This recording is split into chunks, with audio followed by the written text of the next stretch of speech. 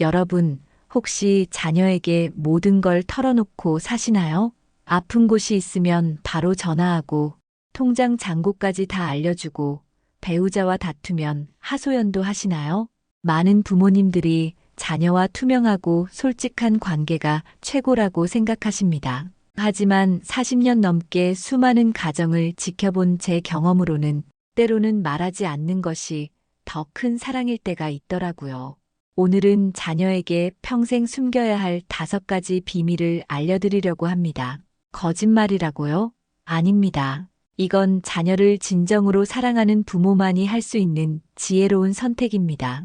이 5가지만 잘 지키시면 자녀는 평생 여러분을 존경하고 사랑하는 마음을 잃지 않을 겁니다. 부모 자식 간에도 적당한 거리와 신비로움이 필요하거든요. 자, 그럼 어떤 비밀들인지 하나씩 살펴볼까요? 첫째, 재산과 노후 자금의 진실. 우리는 충분히 준비되어 있다. 여러분, 제가 아는 김 사장님 이야기부터 들려드릴게요. 평생 성실하게 사업하셔서 제법 큰 재산을 모으신 분이었어요. 자녀들한테 자랑스럽게 통장 잔고며 부동산이며 다 공개하셨죠. 그런데 어떻게 됐을까요? 큰아들은 사업 실패할 때마다 손 벌리고 작은 딸은 결혼자금 대달라고 떼쓰고 막내는 아예 취직도 안 하고 부모 재산만 바라보며 살더라고요. 반대로 박 선생님은 어떠셨냐면요.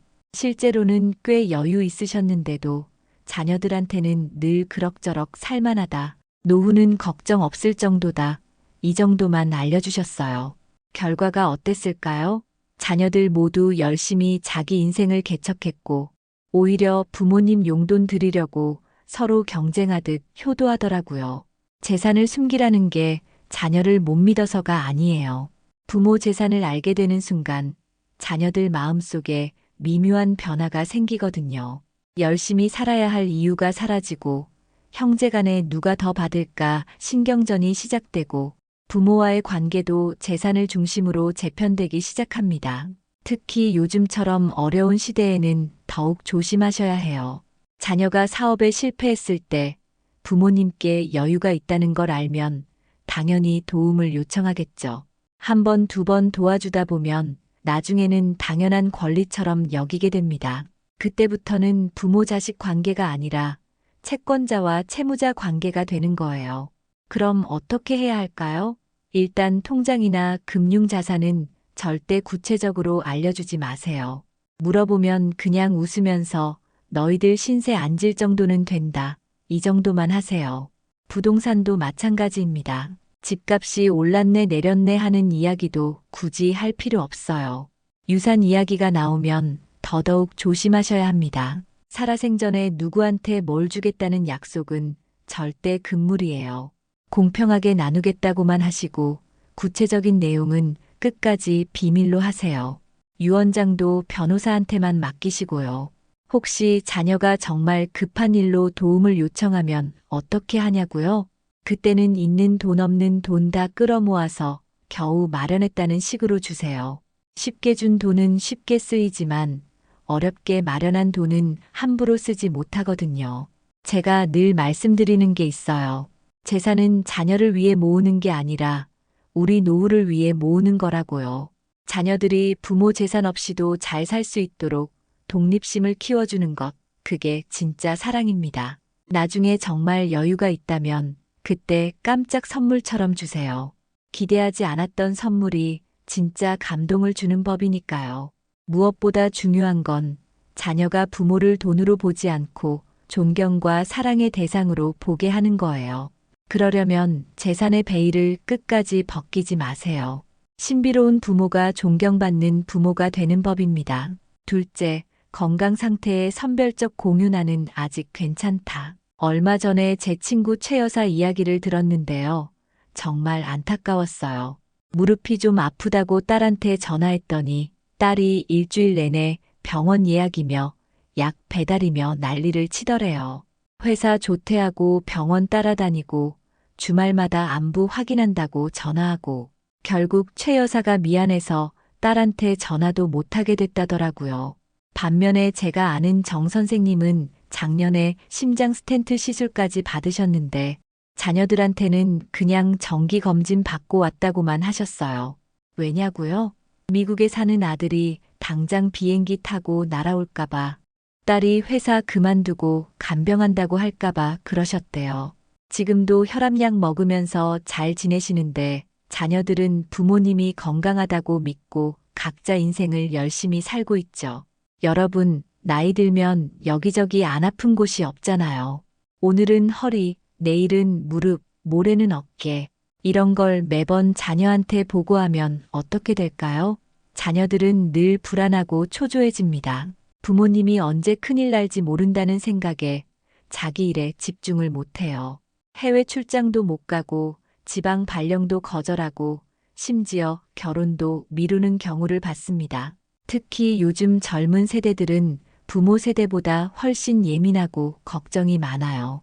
우리는 아파도 참고 사는 게 익숙하지만 자녀들은 부모가 아프다고 하면 최악의 상황까지 상상하거든요.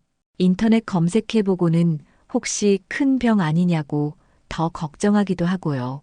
그래서 제가 드리는 조언은 이겁니다. 정말 위급한 상황, 즉 수술이 필요하거나 입원해야 하는 경우가 아니라면 굳이 알리지 마세요. 감기, 소화불량, 가벼운 관절염 같은 건 우리끼리 해결하면 됩니다. 병원 다녀왔냐고 물으면 정기검진 받았다. 약 잘 먹고 있다. 이 정도면 충분해요. 혹시 자녀가 눈치채고 왜 아픈 걸 숨겼냐고 하면 어떻게 할까요? 그때는 이렇게 말씀하세요. 별거 아닌데 괜히 너희들 걱정시키고 싶지 않았다. 이 나이에 이 정도는 다들 있는 거다. 너희들도 각자 살기 바쁜데 신경 쓰게 하고 싶지 않았다고요. 실제로 제가 본 많은 효자, 효녀들이 부모님 건강 걱정 때문에 우울증에 걸리는 경우가 많았어요. 매일 부모님 안부 확인하느라 스트레스 받고 조금만 연락이 안 되면 불안해하고 자기 삶을 제대로 못 사는 거죠. 이게 과연 부모가 원하는 자녀의 모습일까요? 물론 정말 중요한 건 숨기면 안 됩니다. 암 진단을 받았다거나 큰 수술이 필요하다거나 혼자서는 일상생활이 어려운 상황이라면 당연히 알려야죠. 하지만 노화로 인한 자연스러운 불편함까지 일일이 보고할 필요는 없다는 겁니다. 우리가 자녀한테 바라는 게 뭔가요? 매일 병원 따라다니고 약 챙겨주는 간병인이 아니잖아요. 명절 때 얼굴 보고 가끔 안부 전화하고 각자 행복하게 사는 모습 보는 거면 충분하지 않나요? 건강한 부모의 이미지를 끝까지 지켜주세요. 자녀들은 부모가 건강하고 활기찬 모습으로 기억되길 원합니다. 아프고 약한 모습보다는 여전히 든든한 부모의 모습으로 남아주는 것. 그것도 우리가 줄 수 있는 마지막 선물이 아닐까요? 제일 중요한 건 우리 스스로 건강을 잘 관리하는 거예요. 규칙적으로 운동하고 약 잘 챙겨 먹고 정기 검진 받으면서 건강하게 사는 모습을 보여주세요. 그게 자녀들을 가장 안심시키는 방법입니다. 셋째, 자녀 편애의 진실 너희 모두가 똑같이 소중하다. 여러분, 솔직히 말씀드릴게요. 자녀가 둘 이상이면 마음 한구석에 조금 더 정이 가는 아이가 있기 마련입니다.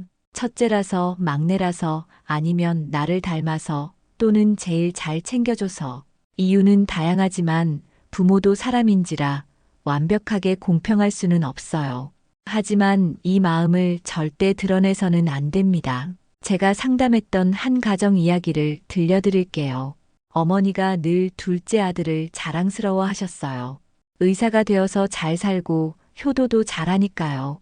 반면 큰아들은 평범한 회사원이었죠. 어머니는 무심코 친구들 앞에서 둘째 자랑을 많이 하셨고 가족 모임에서도 둘째한테만 관심을 보이셨어요. 결과가 어땠을까요? 큰아들은 명절에도 안 오게 됐고 형제 사이도 남남처럼 변했습니다. 어머니 장례식장에서 형제가 말 한마디 안 했다더군요. 반대로 강 여사님은 정말 지혜로우셨어요. 속으로는 막내딸이 제일 예뻤지만 세 자녀 앞에서는 철저하게 공평했어요. 용돈 줄 때도 똑같이, 선물할 때도 똑같이, 칭찬할 때는 각자의 장점을 찾아서 골고루. 심지어 막내딸이 어려울 때 몰래 도와주면서도 다른 자녀들한테는 비밀로 하셨죠. 지금 그 집은 형제간이 너무 좋아서 매달 모여서 식사한대요. 편애를 숨기는 방법 구체적으로 알려드릴게요. 첫째, 절대 비교하지 마세요. 누구는 잘하는데 너는 왜 그러냐? 이런 말은 독약입니다. 각자의 인생이 다르고 처한 상황이 다르다는 걸 인정해 주세요. 의사 아들이나 택시기사 아들이나 부모한테는 똑같이 소중한 자녀라는 걸 보여주세요. 둘째, 칭찬은 골고루 구체적으로 하세요. 큰애는 성실함을, 둘째는 똑똑함을, 막내는 다정함을 칭찬하는 식으로요. 없는 장점도 만들어서 칭찬하세요. 그게 부모의 역할이에요. 한 명만 계속 칭찬하면 다른 자녀들은 상처받습니다. 셋째, 경제적 지원은 특히 조심하세요. 한 자녀가 어려워서 도와줘야 한다면 절대 다른 자녀들이 모르게 하세요. 나중에 알게 되면 배신감을 느끼거든요. 차라리 빌려준 걸로 하고 나중에 갚지 말라고 하는 게 낫습니다. 넷째, 손자, 손녀 대할 때도 공평하게 하세요. 큰 집 손자한테만 용돈 더 주고 작은 집 손녀는 덜 챙기면 그 부모들이 다 봅니다. 아이들 선물도 용돈도 똑같이 주세요. 그게 자녀들 마음을 편하게 합니다. 다섯째, 유산 분배 이야기가 나오면 무조건 공평하게 나눈다고만 하세요. 효도 많이 한 자녀한테 더 준다. 이런 말 절대 하지 마세요. 그 순간부터 효도 경쟁이 시작되고 그건 진짜 효도가 아니에요. 유산 욕심에 하는 효도만큼 서글픈 게 없습니다. 혹시 자녀가 엄마는 누구를 더 좋아하냐고 직접 물으면 어떻게 할까요? 그때는 이렇게 대답하세요. 너희들은 각자 다른 매력이 있어서 다 특별하다. 어떻게 한 명만 더 사랑할 수 있겠냐? 손가락 10개 중에 어느 것 하나 안 아픈 게 있냐고요. 실제로 편애하는 마음이 들더라도 그 아이한테조차 티내지 마세요. 편애받는 아이도 부담스러워합니다.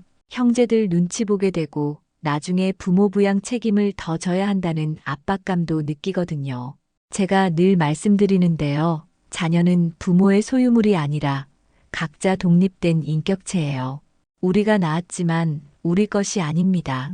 그러니 공평하게 대하고 각자의 길을 응원해 주는 게 부모의 도리 아닐까요? 마지막으로 이것만 기억하세요.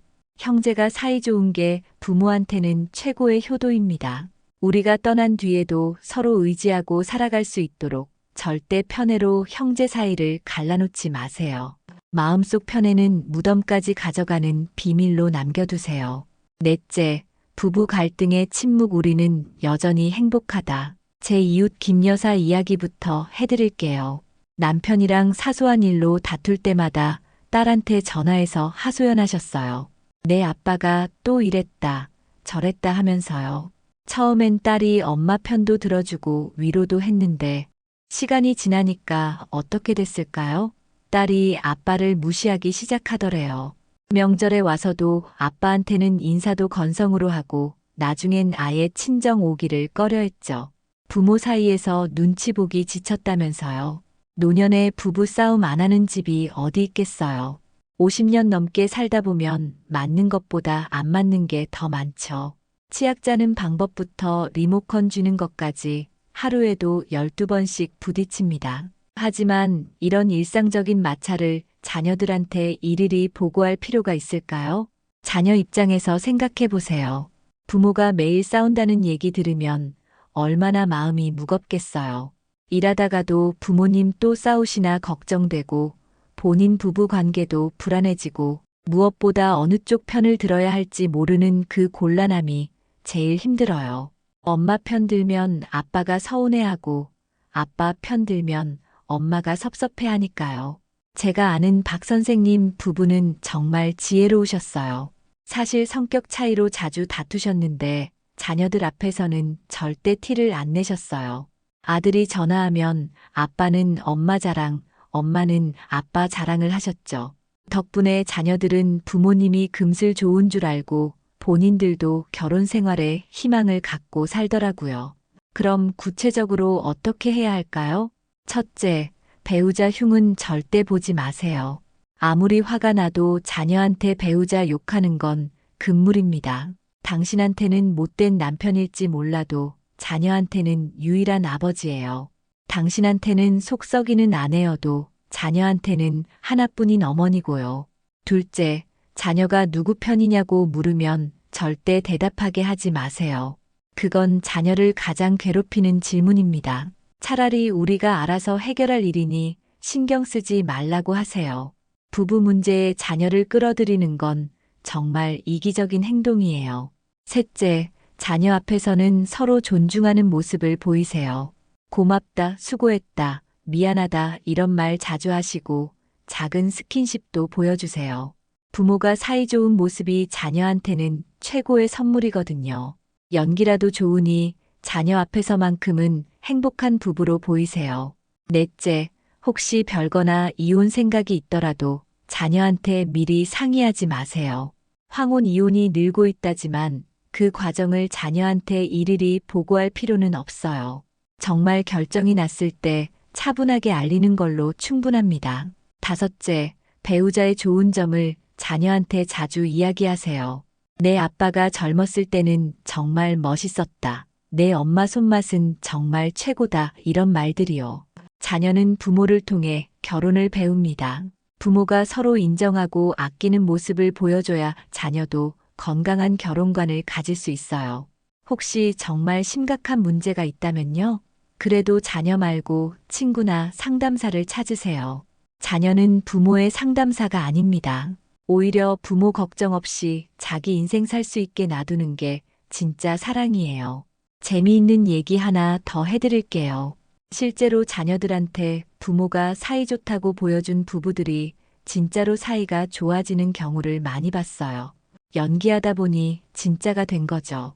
서로 좋은 말하다 보니 기분도 좋아지고 예정도 되살아나고요. 기억하세요. 우리 부부 관계는 우리가 해결할 문제입니다. 자녀를 끌어들여서 판관 노릇을 시키지 마세요. 그게 자녀를 가장 힘들게 하는 일이에요. 차라리 우리끼리 싸우고 화해하고 그러다 늙어가는 게 훨씬 낫습니다. 마지막으로 이것만 명심하세요. 자녀는 부모가 행복하길 바랍니다. 완벽하지 않아도 괜찮으니 그냥 행복한 노부부의 모습을 보여주세요. 그게 우리가 자녀에게 줄 수 있는 가장 큰 유산입니다. 다섯째, 자녀 성공에 대한 속마음 내가 행복하면 그만이다. 여러분, 솔직히 물어볼게요. 친구 자녀는 대기업 다니는데 우리 애는 작은 회사 다닐 때, 조카는 의사인데 우리 애는 평범한 직장인일 때 마음이 편하신가요?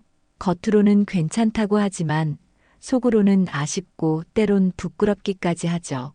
하지만 이 마음을 자녀한테 절대 보여서는 안 됩니다.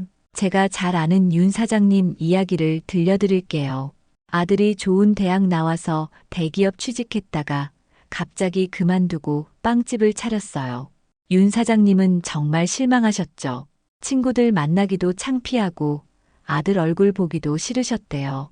그런데 그 실망감을 숨기지 못하고 계속 잔소리하셨어요. 왜 좋은 직장 때려치웠냐, 빵이나 만들려고 대학 보냈냐, 이런 식으로요. 결과가 어떻게 됐을까요?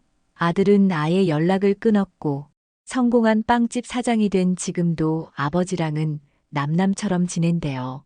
반대로 정 교수님은 달랐어요. 딸이 교수직 포기하고 요가 강사가 됐을 때 속으로는 많이 아쉬우셨죠.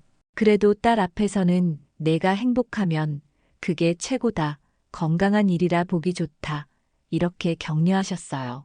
지금 그 딸은 유명한 요가원 원장이 됐고 엄마 아빠를 세상에서 제일 고마운 사람이라고 하더군요. 자녀의 선택이 마음에 안 들 때 어떻게 해야 할까요? 우선 우리 기준과 자녀 기준이 다르다는 걸 인정해야 해요. 우리 세대는 안정과 명예를 중요시했지만 요즘 젊은이들은 워라밸이니 자아실현이니 하는 걸 더 중요하게 여기거든요. 시대가 변했어요. 그리고 이렇게 생각해 보세요. 자녀가 정말로 불행한데 남들 보기 좋은 직업을 가진 것과 남들 보기엔 별로지만 본인은 행복한 것 뭐가 더 나을까요? 당연히 후자 아닐까요? 우리가 자녀를 낳은 이유가 남한테 자랑하려고였나요? 아니잖아요. 그저 행복하게 살길 바랐을 뿐이죠. 실망스러운 마음을 숨기는 구체적인 방법을 알려드릴게요. 첫째, 절대 남의 자녀와 비교하지 마세요. 누구네 애는 뭐 한다더라. 이런 말은 독이에요. 자녀는 그 순간 자존감이 무너집니다. 평생 부모 기대에 못 미친 실패자로 살아가게 되는 거예요. 둘째, 자녀의 선택에서 좋은 점을 찾아 칭찬하세요. 대기업 때려치우고 창업했다면 용기 있다고, 결혼 안 하고, 혼자 산다면 독립적이라고 뭐든 긍정적으로 해석해 주세요. 부모의 인정이 자녀한테는 가장 큰 힘이 됩니다. 셋째, 친구들 앞에서는 자녀 자랑을 하세요. 아니, 자랑할 게 뭐 있냐고요? 만들면 되죠. 우리 애는 성실하다, 착하다, 부모 걱정 안 끼친다, 뭐든 좋아요. 그 말이 돌고 돌아 자녀 귀에 들어가면 자녀는 부모한테 더 잘하려고 노력합니다. 넷째, 기대치를 낮추세요. 자녀가 꼭 성공해야 한다는 강박관념을 버리세요. 그냥 건강하고 큰 탈 없이 살면 그게 어디예요. 요즘 같은 세상에 취직해서 자기 먹고 사는 것만 해도 대단한 거예요. 다섯째, 혹시 자녀가 정말 잘못된 길로 간다면요? 그때도 직접적으로 비난하지 마세요. 걱정된다. 한 번 더 생각해봐라. 이 정도로만 하고 끝까지 자녀 편이라는 걸 보여주세요. 부모마저 등 돌리면 자녀는 정말 갈 곳이 없어져요. 제가 상담했던 한 어머니가 이런 말씀을 하시더라고요. 아들이 좋은 대학 나와서 편의점 알바만 전전할 때 정말 속상했는데 그래도 끝까지 믿고 기다렸대요. 5년 뒤에 아들이 자기 사업을 시작했고 지금은 꽤 성공한 사업가가 됐다더군요. 그때 엄마가 실망하는 모습을 보였다면 어떻게 됐을까요? 여러분, 자녀는 우리 소유물이 아니에요. 우리 작품도 아니고요. 그들 나름의 인생이 있고 그들만의 행복 기준이 있습니다. 우리가 할 일은 그저 응원하고 지지하는 것뿐이에요. 마지막으로 이것만 기억하세요. 자녀가 부모 기대에 못 미쳐서 죄책감을 갖고 사는 것만큼 불행한 인생은 없습니다. 차라리 우리가 실망스러운 마음을 꿀꺽 삼키고 자녀는 당당하고 행복하게 사는 게 100배 낫지 않을까요? 그게 진짜 부모 사랑입니다. 여러분, 오늘 제가 말씀드린 5가지 비밀 어떠셨나요? 거짓말하라는 게 아니에요. 사랑하기 때문에 지켜야 할 선이 있다는 거죠.